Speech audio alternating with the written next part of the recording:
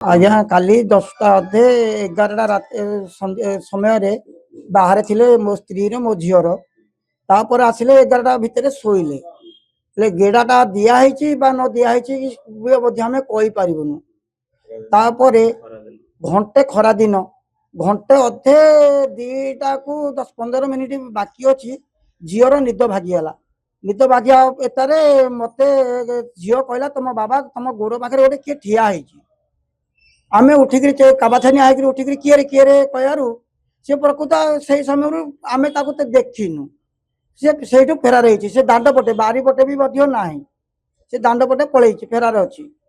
ତାପରେ ଆମେ ଆଲମାରା ଦେଖିକିରି ଚାବି ମୋ ଗୋଡ଼ ପାଖରେ ପକେଇ ଦେଇଛି। ଅଣ୍ଟା ଦଉଡ଼ି ମୋ ସ୍ତ୍ରୀ ପାଖରେ ଅଣ୍ଟା ଦଉଡ଼ି କାଟିକିରି ପଡ଼ିଛି।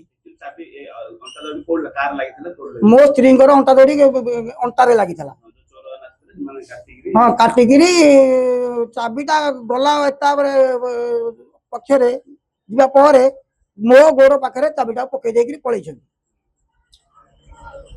ଆଉ ଟଙ୍କା ଉପର ଡ୍ରରେ ଥିଲା ଡବାରେ ଥିଲା 15,000 ଟଙ୍କା, ତଳ ଡ୍ରରେ ଥିଲା 50,000 ଟଙ୍କା, ଆଉ ଟୋଟାଲ 65,000 ଟଙ୍କା। ଆଉ ସୁନା ଫୁନା ବାକି କିଛି ଯାଇନି। ଟଙ୍କା ହଁ ସୁନା 3-4 ଭରି ସୁନା ଥିଲା। ସୁନା ବିଲକୁଲ ଯାଇନି। ହଁ ଅଛି ନଗଦ 65,000 ଟଙ୍କା ଯାଇଛି। ଏଫଆର ନାହିଁ ମୁଁ 112କୁ କମ୍ପ୍ଲେନ କରିଛି। 112 ବାଲା ଆସିଲେ ତାପରେ ଆମେ ଯିବୁ ଏଫଆର ଦେବାକୁ। ଆଉ